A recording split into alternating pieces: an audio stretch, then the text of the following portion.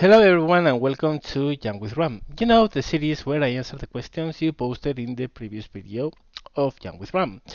Or at least I try to. This week, I'm not going to say a lot about this week because I think one of the questions is going to cover what has happened, at least in what regards to War Thunder for the most part. You know, a couple of weeks ago you had a surprise. Well, during this week you are going to have another one. That's the first thing. I'm not going to say what's about and what's going to happen, but you are going to see something different in the channel. Also, and let's start with the questions because this is the first question of the week and was actually posted in my Facebook. But I thought it would be better to include it in Jam with Ram and has to do with what you are seeing in the screen right now. Ram, I heard a rumor that you are playing War Thunder 8 version again. That's true, but it's not true. Let me elaborate on this.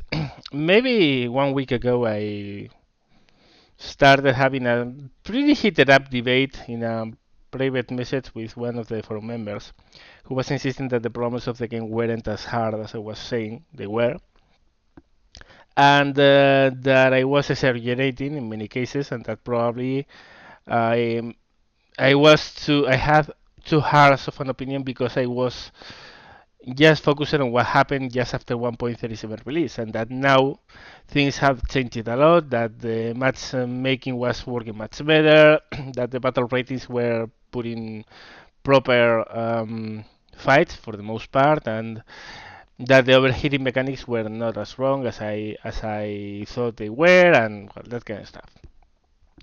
Of course, my answer was all the time that every report I hear about the game and about people who are playing this game, and what you guys are telling me is that the game is totally destroyed in that sense in 1.37, in matchmaking, in overheating issues, problems with compression with some planes when others don't suffer from them, etc., etc., etc.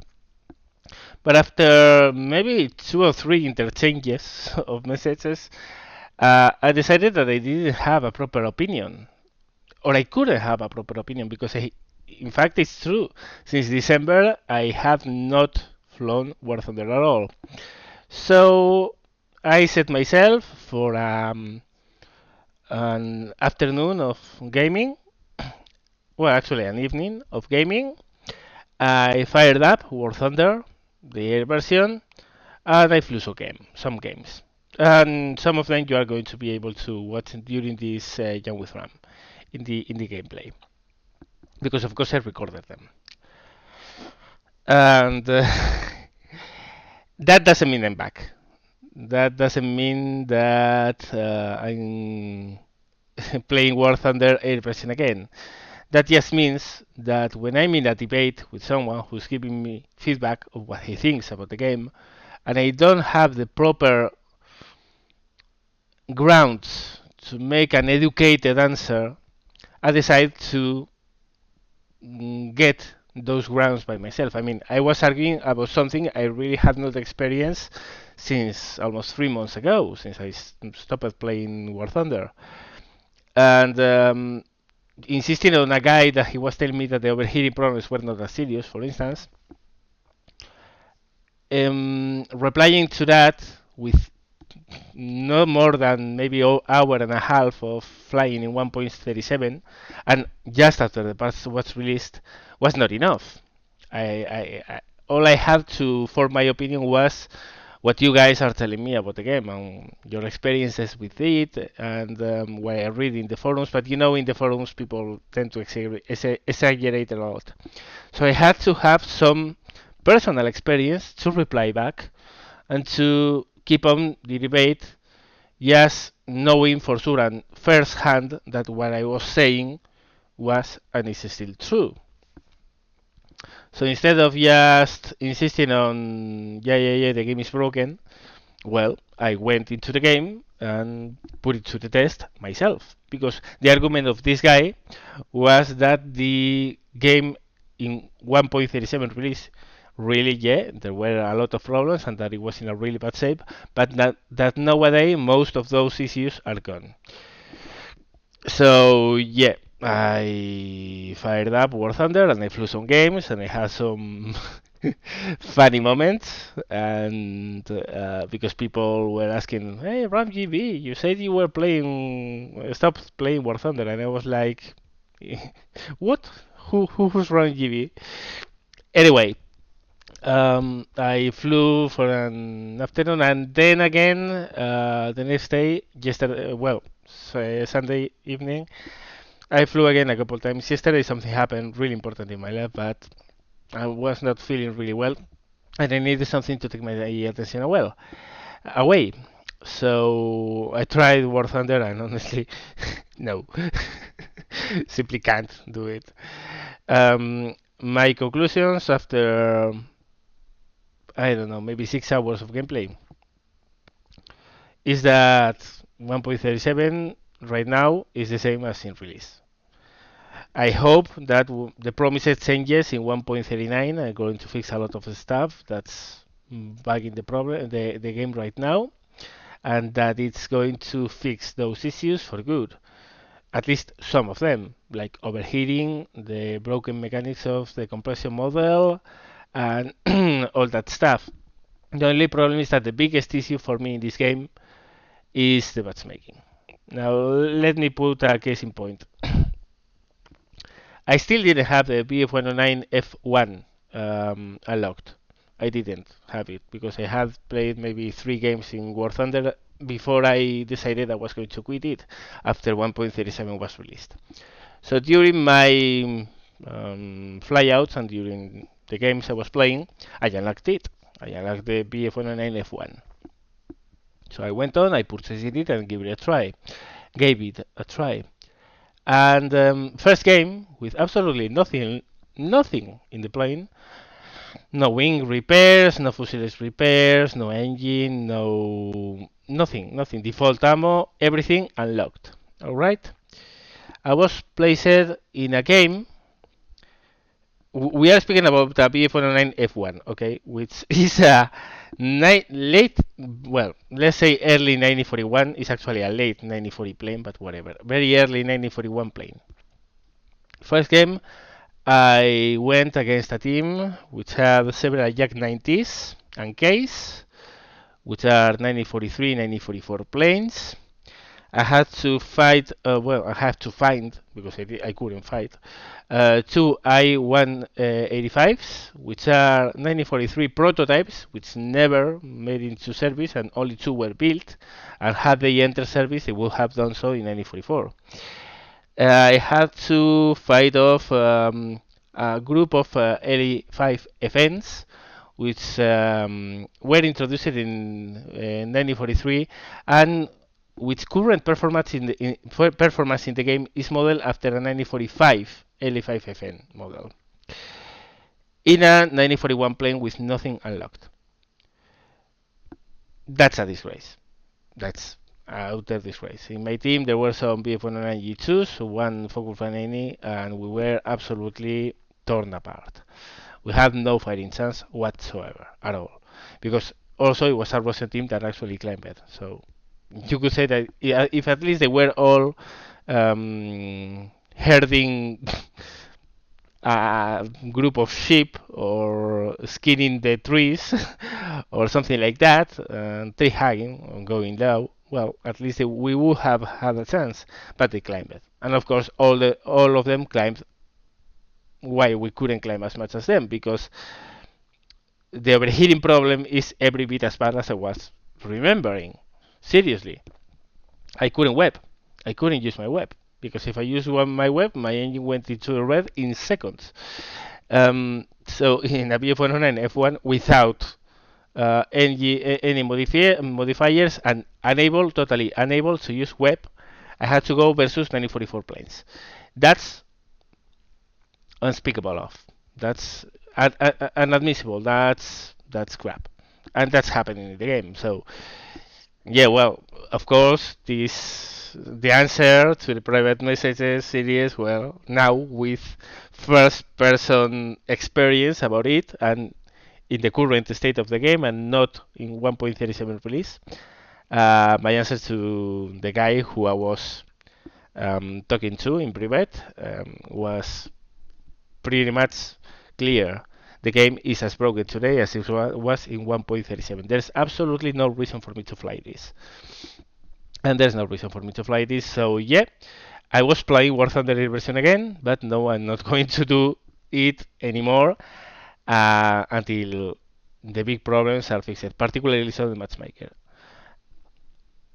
If I ever find myself, if I ever try my luck again in War Thunder and walk into a game with that kind of matchmaking, in a horrid matchmaking and a horrid lineup versus a Soviet team that was full of 1944 planes, and I don't care if it's Soviet, I don't know, if I get an American plane and I have to face in a 1940 plane a group of 1943 planes, I'm going to quit. I'm going to say, fuck this is not historical, this is not what I want.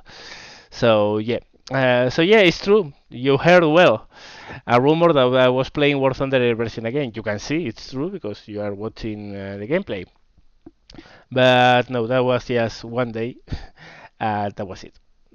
And for personal reasons, because again, I don't like arguing with anyone about something I don't really have first-hand experience about. So I went on and got that first-hand experience. So there you go. Next question.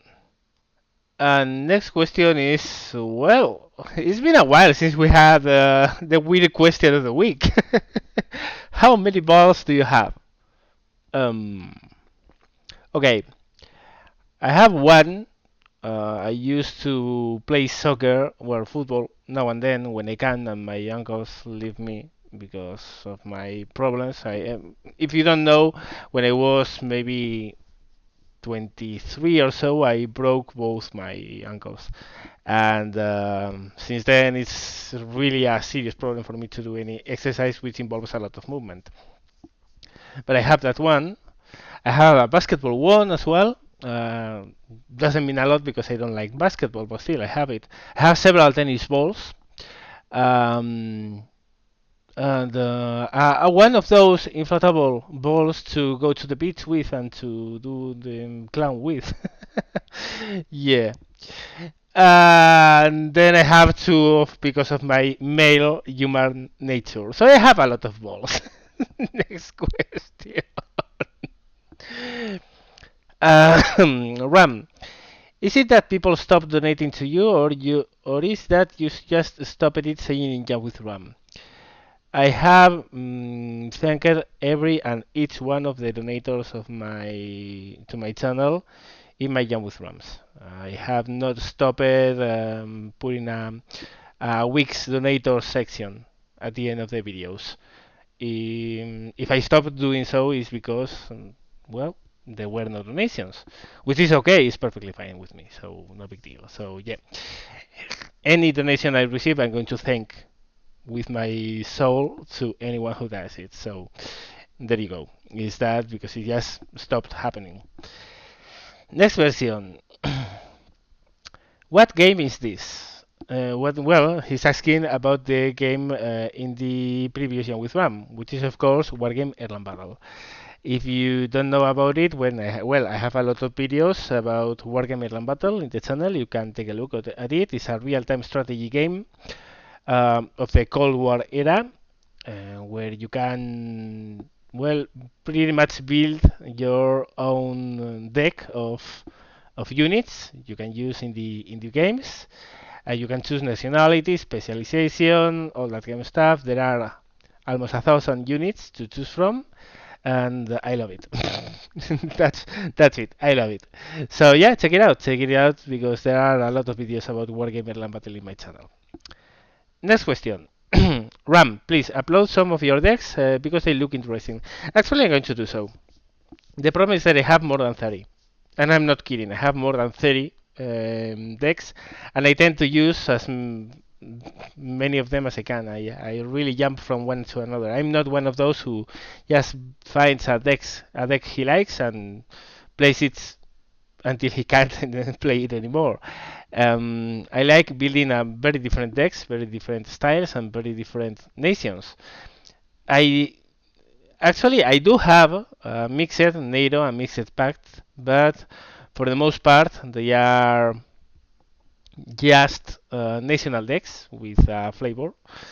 So some of them are mechanized, some of them are armored, some of them are motorized. One of them is Marines, the US, because it's the best Marine deck in my opinion. The Russian is really good as well, but whatever. There are a lot of different ones, and I'm not kidding. There are more than 30 decks I have and use. So, which ones of them do I cover? Because if I have to cover them all, it's going to be a very long video. But yeah, probably I will do another deck video where I explain my thoughts on different styles and different nations and whatever. Next question. Ram, my diction professors used to tell us that making pauses while talking to about etc. is perfectly fine. Many people actually don't like a fast and uncut flow of words, and having a calm talk is enjoyable. I get that, but the problem, well, one of the things you have to understand from my English is that I speak it automatically. I mean, I don't think what I'm going to say. I just say it. It's this is pretty much a normal chat if you think about it. I'm trying to, and it's the same in a live commentary. You just say whatever it crosses your brain, and sometimes just happens that you want to say something and some delay happens because you have to find the correct words, and that's where the comes. Not because I'm thinking what to say, but because I'm thinking how to say it. The way I work, the way my brain works, and the way my communication works is that I have a lot of things to say and not enough time to say them. I'm a fast talker, really. I speak really quickly, even in Spanish. In Spanish, I'm like I don't know, like a jet speaking really fast. And some people have problems understanding my diction in Spanish because I speak so damn fast. And in English, I tend to do the same, but it's automatic. I mean, it's the way I do things. It's the way. Right now, I have the ideas I want to communicate in my head, and I'm just saying them. And sometimes it happens that I stutter a bit and I stop myself, and I have to because I need to find the proper word in English. It's also pretty funny because when I'm speaking in English, I actually do what I call swapping the chip. When I'm speaking in Spanish, I'm speaking in Spanish, I'm thinking in Spanish, and perfect. And when I speak in English, what I do is think in English. Right now, I'm thinking in English. Right now, all my thought process is in English, believe it or not.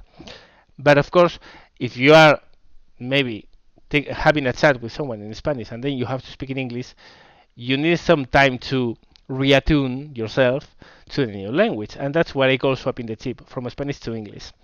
And when that happens, I usually do a lot of ums, and I stutter a lot. But once it has happened, I can go on and on and on and on and on.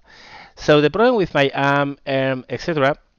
is not that I make pauses to think about what I'm going to say. It's because I'm trying to think and to find the proper word to say what I want to say. And I have the, I don't know if to call it tendency to do it a lot, because for me speaking really quick is natural, and stopping is kind of, I don't know. You are speaking like really quickly like this, and suddenly silence, and then I go on. It's kind of weird. So it's kind of silence, and then I go on. I know it doesn't make for a good video, but it's something I have to change and something I have to force myself in doing. So also about the people liking more a calm talk, that's not going to happen with me. Simply because it's not my style, it's not how I do things. I can force myself to speak slowly, like this. But then what it happens is that I find myself frustrated because I can't say all the things I want to say. And even more so in this kind of video, which is going to take a long time to render and a long time to upload. So the more things I'm able to cram into the video, the better. And also, it's just because I speak this fast. It's because I speak this quickly. I wouldn't be, I wouldn't feel right if I was forced to restrain myself all the time, if you know what I mean. Also, I do think that the best way to improve at something is to challenge yourself. So, what's the challenge in taking my time and speaking like this all the time? I'd rather go on and speak the way I want to speak, because that way, I mean, I get used to, I get practice in doing so, and maybe it's going to be imperfect. Maybe it's not going to be an Oxford English. Of course not. It's never going to. I'm never going to speak like a native English speaking person. But as long as I get understood, I don't care. And really, people who don't understand me are the minority. A lot of people say they have problems at the beginning, but it's normal. It's normal. But for the most part, people really understand me. For the most part, some people don't, and that's okay. And for that people who doesn't, well, I'm trying to improve. And the way to improve is not to restrain myself and go slowly. Is to, on the opposite, challenge myself and do things the way I want to be, them to be natural. I want to be a fast speaker. I want to convey a lot of information in each of my videos. And for that, to do that, I have to speak really quickly. So if I start speaking slowly, I'm never going to get used to speaking quickly. And really, I want to speak quickly. So yeah, that's a lot into that. I don't know. All I know is that I'm trying to do my best. If I achieve it or not, it's up to you guys to tell me. But I'm indeed trying to improve. Next question. Hi Ram. I've played with the Tempest in SSI2 and also in IL2 9046, and it's a marvelous fighting platform. Is that realistic or is it just me? It's actually realistic. The Tempest was one of the best fighters of World War II. Actually, the idea behind the Typhoon was really solid. The problem is that they totally botched the design. The wing killed the Typhoon. It was so damn thick. There was a reason for that. They wanted to make a very sturdy plane and able to have the Hispanos in the wings with as little problem as possible. So they have to make a lot of space. But that cord, I mean, that thickness of wing was what's what killed the Typhoon. Was simply too draggy. So when the Tempest came along, they changed the wing, which was the worst problem of the plane, probably, other than the engine. But the engine was a problem on its own.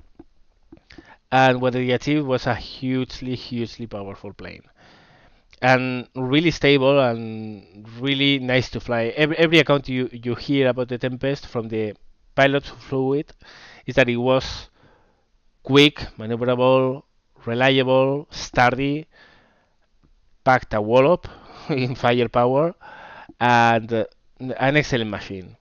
And all you hear about the German pilots who fought Tempests was that probably was the plane they feared the most by the end of the war, especially so at low altitudes. At high altitudes, not so much.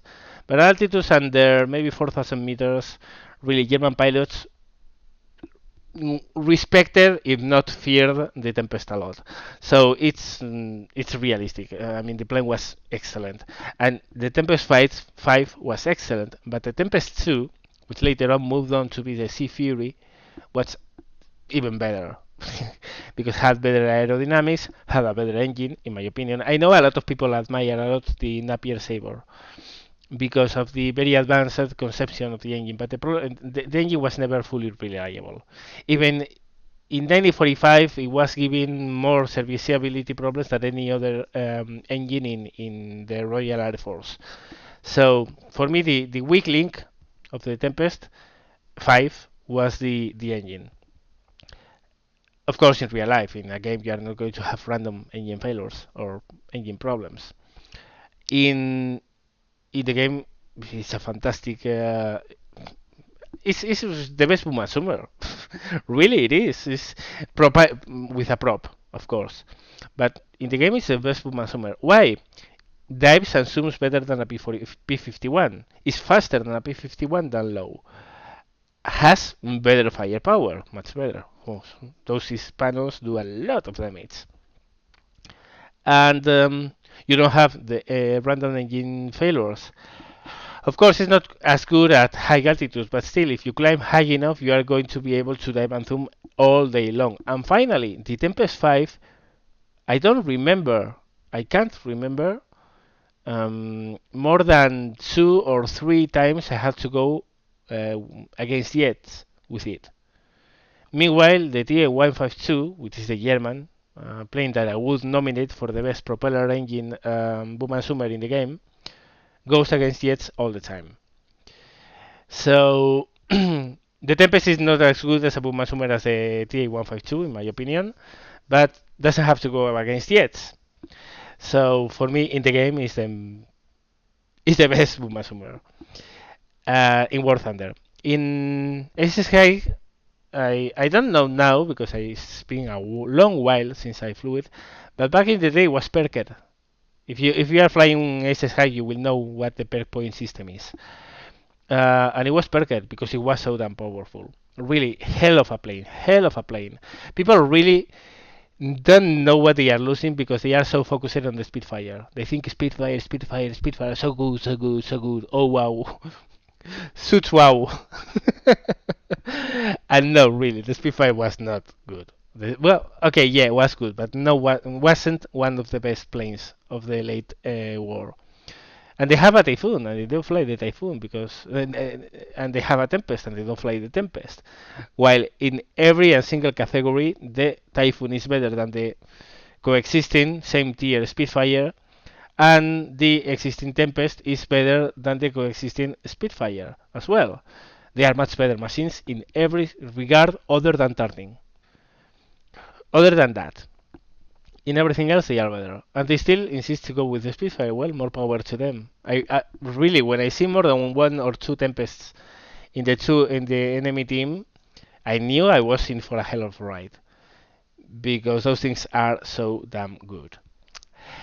Anyway, next question. Hey Ram, what's your favorite alcoholic drink cocktail? I don't usually drink when I'm on my own, but when I go out and well, partying and whatever, I like whiskey. I like whiskey and Coke, the mix. I'm not a huge fan of gin tonics and that stuff. I like rum, I like whiskey, but especially so, I like whiskey. And especially one brand for cocktails. Of course, I'm not meaning just whiskey on its own is a totally different thing.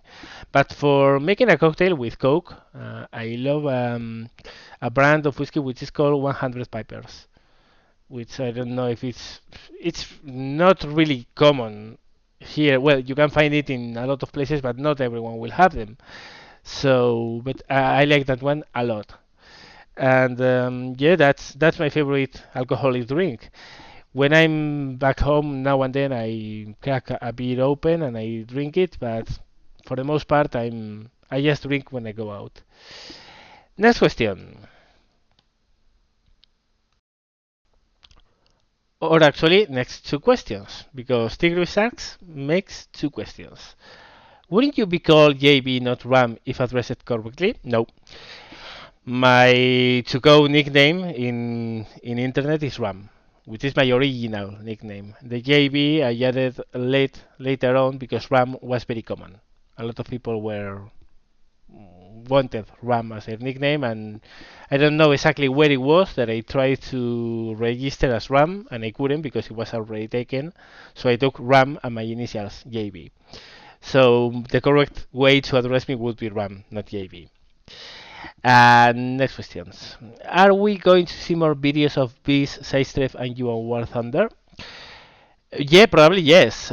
Actually, in Ground Forces, we try to fight together at the same time. The problem is that Ground Forces, of course, is restricted. It's inclusive beta. There are not a lot of players. They are enough to have some games going, but it's not a huge lot.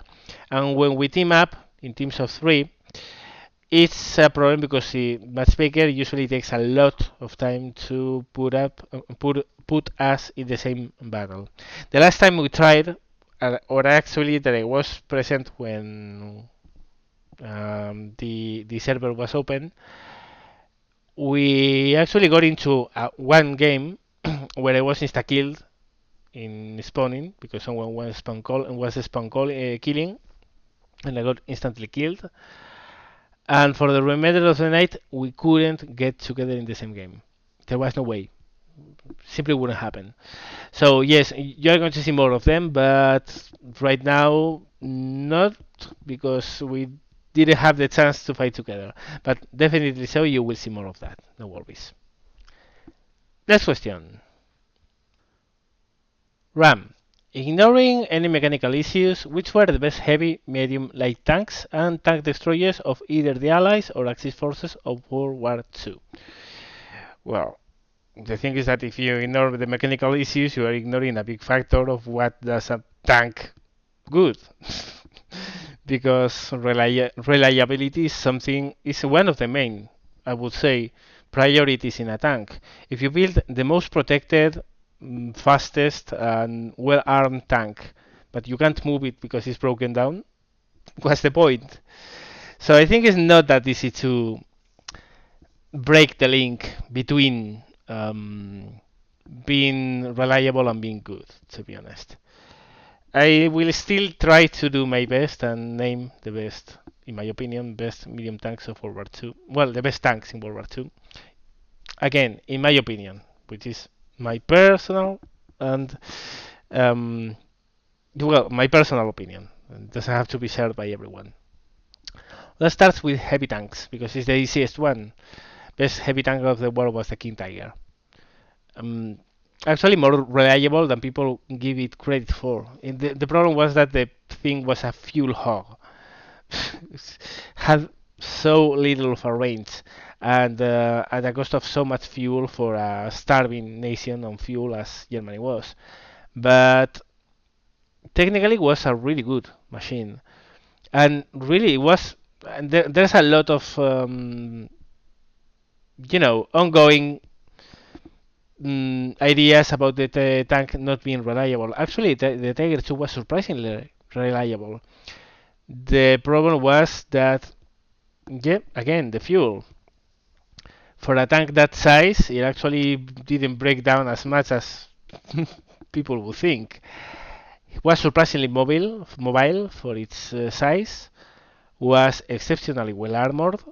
Had a incredible gun for the day. And well, the thing is that even today there are almost no evidences of a King Tiger being frontally penetrated during its service time in World War II.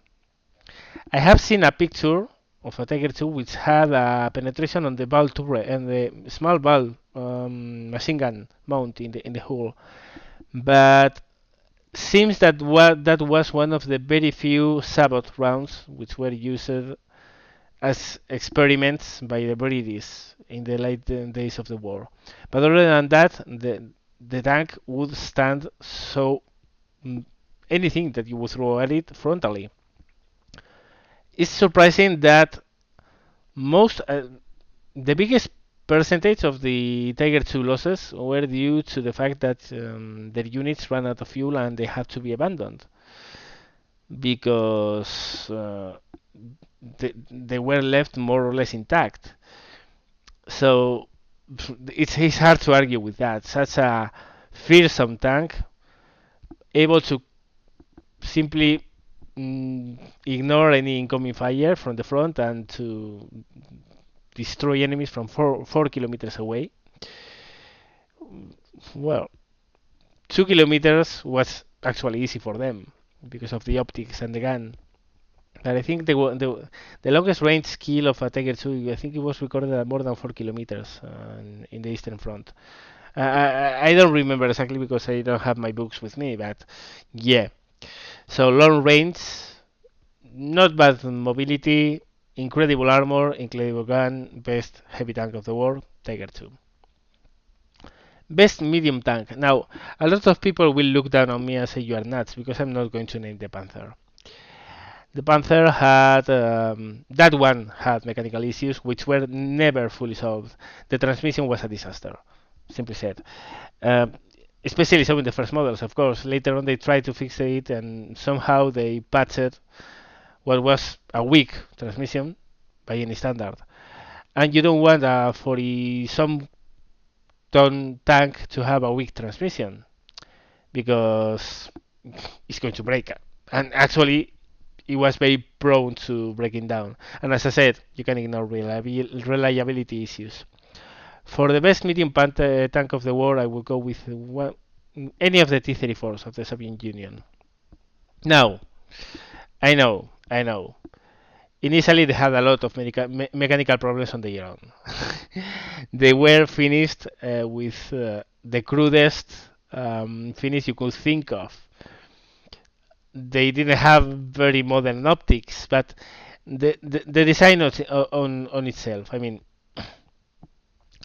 the angled armor, the mobility, the offensive power, because with the 85 millimeter gun, it was a pretty powerful tank, and actually was a very good all-rounder, and at 34 tons only, when the Panther was almost 45, which is 25 more percent more of weight.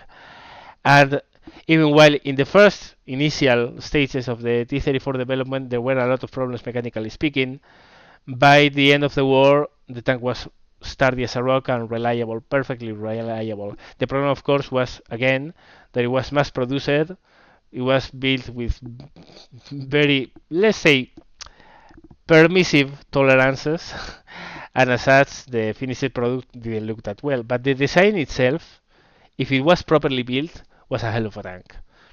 And actually, T-34s were in service, and I think there are still some going in North Korea. So go figure. So yeah, it was a very good tank, medium tank. Light tanks. The problem with the light tanks is that since 1941 they simply didn't have a spot in the field.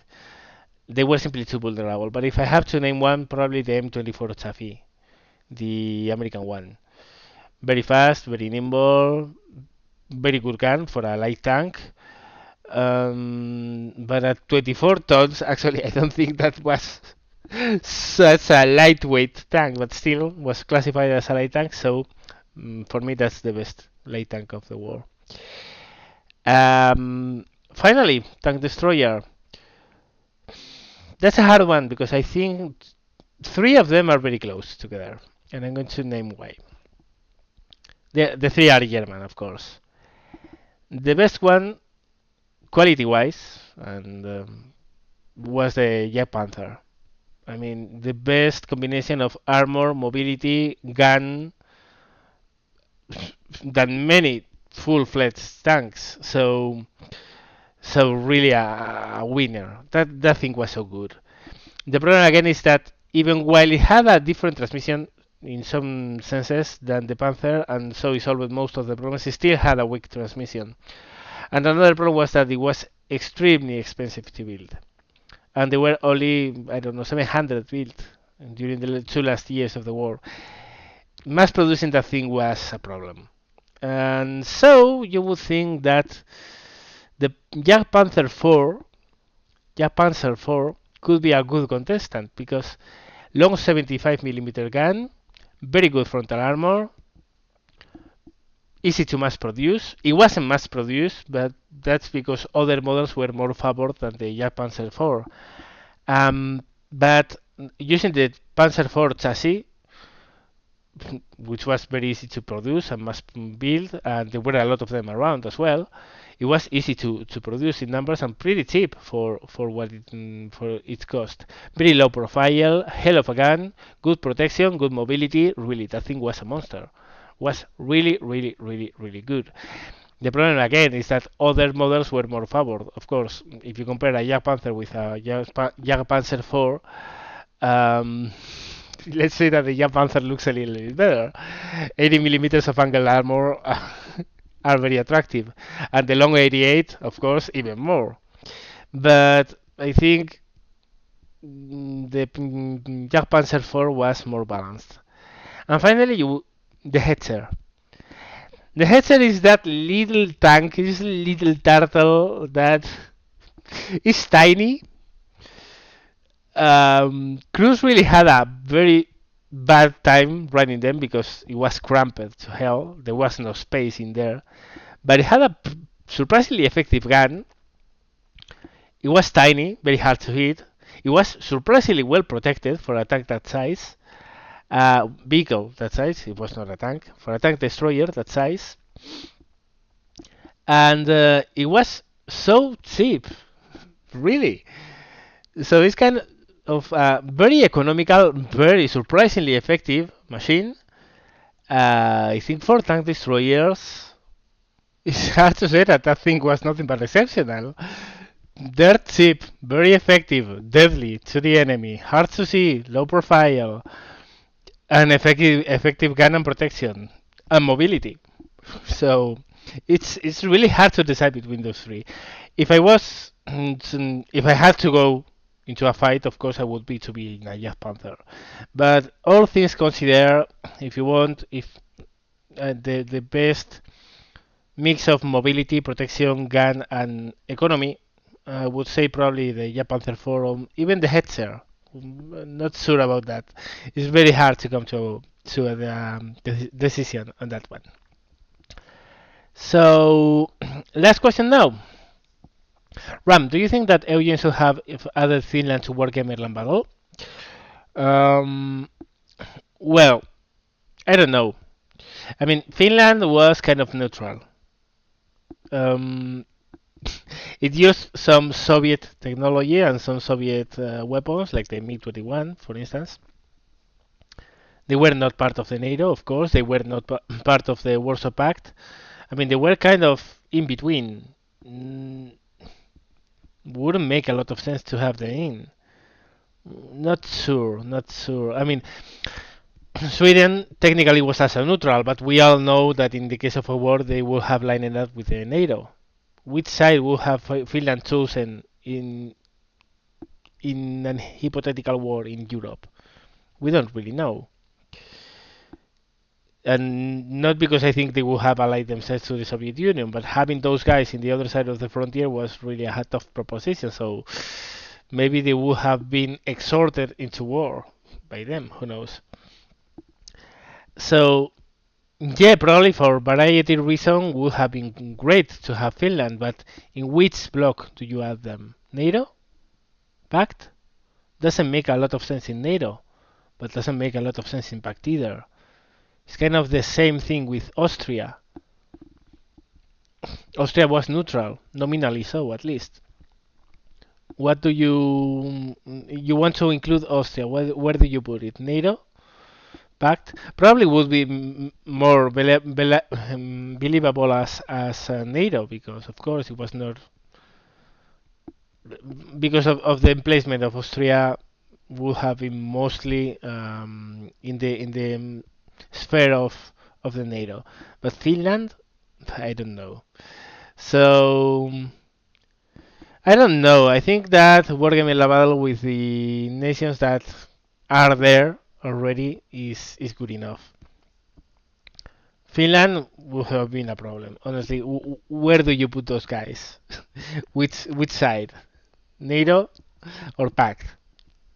It doesn't really make any sense for either of them. So I don't know. That's the only problem. Otherwise, I would have loved to see them, of course. Yeah.